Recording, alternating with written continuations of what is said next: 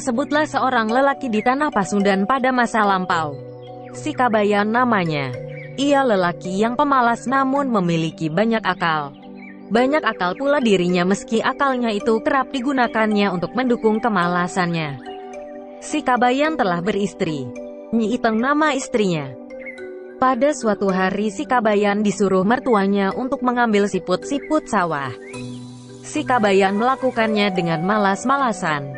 Setibanya di sawah, ia tidak segera mengambil siput-siput sawah yang banyak terdapat di sawah itu, melainkan hanya duduk-duduk di pematang sawah. Lama ditunggu tidak kembali, mertua si Kabayan pun menyusul ke sawah. Terperanjatlah ia mendapati si Kabayan hanya duduk di pematang sawah. "Kabayan, apa yang engkau lakukan? Mengapa engkau tidak segera turun ke sawah dan mengambil?" Tutut-tutut siput itu. "Abah, bapak, aku takut turun ke sawah karena sawah ini sangat dalam." "Lihatlah, Bah, begitu dalamnya sawah ini hingga langit pun terlihat di dalamnya," jawab si Kabayan. Mertua si Kabayan menjadi geram. Didorongnya tubuh si Kabayan hingga menantunya itu terjatuh ke sawah. Si Kabayan hanya tersenyum-senyum sendiri seolah tidak bersalah. "Ternyata sawah ini dangkal ya, Bah," katanya dengan senyum menyebalkannya. Ia pun lantas mengambil siput-siput sawah yang banyak terdapat di sawah itu. Pada hari yang lain mertua si Kabayan menyuruh si Kabayan untuk memetik buah nangka yang telah matang.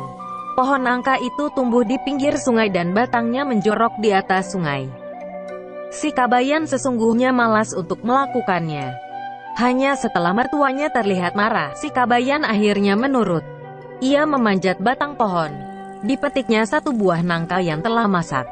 Sayang, buah nangka itu terjatuh ke sungai. Si Kabayan tidak buru-buru turun ke sungai untuk mengambil buah nangka yang terjatuh. Dibiarkannya buah nangka itu hanyut. Mertua si Kabayan terheran-heran melihat si Kabayan pulang tanpa membawa buah nangka.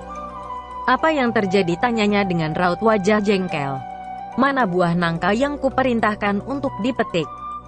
Dengan wajah polos seolah tanpa berdosa, si Kabayan menukas. "Loh, bukankah buah nangka itu tadi telah kuminta untuk berjalan duluan? Apakah buah nangka itu belum juga tiba?" "Bagaimana maksudmu, Kabayan?" "Waktu ku petik, buah nangka itu jatuh ke sungai. Rupanya ia ingin berjalan sendirian. Maka, ku biarkan ia berjalan dan kusebutkan agar ia lekas pulang ke rumah. Kuperingatkan pula agar ia segera membelok ke rumah ini. Dasar nangka tua tak tahu diri, tidak menuruti perintahku pula."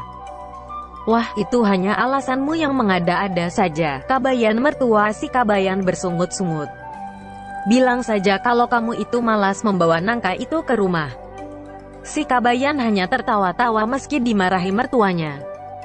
Pada waktu yang lain mertua si Kabayan mengajak menantunya yang malas lagi bodoh itu untuk memetik kacang koro di kebun. Mereka membawa karung untuk tempat kacang koro yang mereka petik. Baru beberapa buah kacang koro yang dipetiknya, si Kabayan telah malas untuk melanjutkannya. Si Kabayan mengantuk. Ia pun lantas tidur di dalam karung. Ketika azan duhur terdengar, mertua si Kabayan menyelesaikan pekerjaannya. Ia sangat keheranan karena tidak mendapati si Kabayan bersamanya. "Dasar pemalas," gerutunya.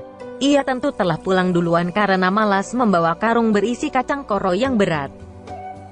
Mertua si Kabayan terpaksa menggotong karung berisi si Kabayan itu kembali ke rumah. Betapa terperanjatnya ia saat mengetahui isi karung yang dipanggulnya itu bukan kacang koro, melainkan si Kabayan. Karung ini bukan untuk manusia tapi untuk kacang koro. Omel mertua si Kabayan setelah mengetahui si Kabayanlah yang dipanggulnya hingga tiba di rumah. Keesokan harinya mertua si Kabayan kembali mengajak menantunya itu untuk ke kebun lagi guna memetik kacang-kacang koro. Mertua si Kabayan masih jengkel dengan kejadian kemarin. Ia ingin membalas dendam pada si Kabayan. Ketika si Kabayan sedang memetik kacang koro, dengan diam-diam mertua si Kabayan masuk ke dalam karung dan tidur. Ia ingin si Kabayan memanggulnya pulang seperti yang diperbuatnya kemarin. Azan duhur terdengar dari surau di kejauhan. Si Kabayan menghentikan pekerjaannya. Dilihatnya mertuanya tidak bersamanya. Ketika ia melihat ke dalam karung, ia melihat mertuanya itu tengah tertidur. Tanpa banyak bicara, si Kabayan lantas mengikat karung itu dan menyeretnya. Terperanjatlah mertua si Kabayan mendapati dirinya diseret si Kabayan. Ia pun berteriak-teriak dari dalam karung, "Kabayan, ini Abah. Jangan engkau seret Abah seperti ini." Petik 1. Namun, si Kabayan tetap saja menyeret karung berisi mertuanya itu hingga tiba di rumah. Katanya seraya menyeret, "Karung ini untuk tempat kacang koro, bukan untuk manusia." Petik 2. Karena kejadian itu mertua si Kabayan sangat marah kepada si Kabayan. Ia mendiamkan si Kabayan. Tidak mau mengajaknya berbicara dan bahkan melengoskan wajah jika si Kabayan menyapa atau mengajaknya bicara. Ia terlihat sangat benci dengan menantunya yang malas lagi banyak alasan itu. Si Kabayan menyadari kebencian mertuanya itu kepadanya.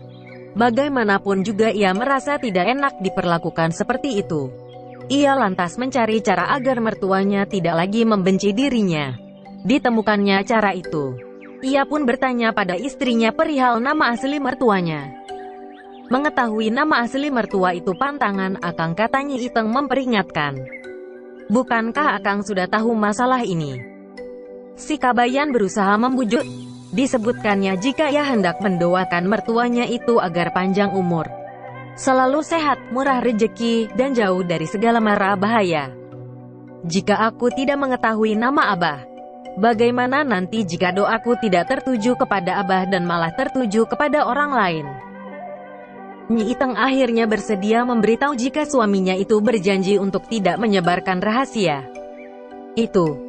Katanya, "Nama Abah yang asli itu Kinoletnat. Ingat, jangan sekali-kali engkau sebutkan nama Abah itu kepada siapapun." Setelah mengetahui nama mertuanya, si Kabayan lantas mencari air enau yang masih mengental. Diambilnya pula kapuk dalam jumlah yang banyak.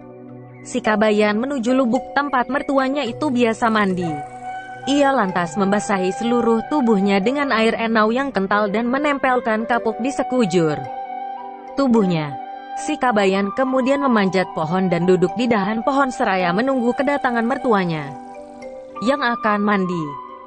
Ketika mertuanya sedang asyik mandi, si Kabayan lantas berseru dengan suara yang dibuatnya terdengar lebih berat, "Noletnat! Noletnat!" Mertua si Kabayan sangat terperanjat mendengar namanya dipanggil. Seketika ia menatap arah sumber suara pemanggilnya. Kian terperanjatlah ia ketika melihat ada makhluk putih yang sangat menyeramkan pada pandangannya. "Si siapa engkau itu?" tanyanya terbata-bata. "Noletnat, aku ini kakek penunggu lubuk ini," kata si Kabayan. "Aku peringatkan kepadamu Noletnat, hendaklah engkau menyayangi Kabayan karena ia cucu kesayanganku. Jangan berani-berani engkau menyia-nyiakannya. Urus dia baik-baik. Urus sandang dan pangannya. Jika engkau tidak melakukan pesanku ini, niscaya engkau tidak akan selamat." Mertua si Kabayan sangat takut mendengar ucapan kakek penunggu lubuk itu. Ia pun berjanji untuk melaksanakan pesan kakek penunggu lubuk itu. Sejak saat itu mertua si Kabayan tidak lagi membenci si Kabayan. Disayanginya menantunya itu. Dicukupinya kebutuhan sandang dan pangan si Kabayan. Bahkan, dibuatkannya pula rumah, meski kecil, untuk tempat tinggal menantunya tersebut. Setelah mendapatkan perlakuan yang sangat baik dari mertuanya, si Kabayan juga sadar akan sikap buruknya selama itu. Ia pun mengubah sikap dan perilakunya. Ia tidak lagi malas-malasan untuk bekerja. Ia pun bekerja sebagai buruh. Kehidupannya bersama istrinya membaik yang membuat istrinya itu bertambah sayang kepadanya. Si Kabayan juga bertambah sayang kepada Nyi Iteng seperti sayangnya kepada mertuanya yang tetap baik perlakuan terhadapnya. Mertuanya tetap menyangka si Kabayan sebagai cucu kakek penunggu lubuk. Kinoletnat sangat takut untuk memusuhi atau menyia-nyiakan si Kabayan karena takut tidak akan selamat dalam hidupnya seperti yang telah dipesankan kakek penunggu lubuk. Inilah dongeng si Kabayan.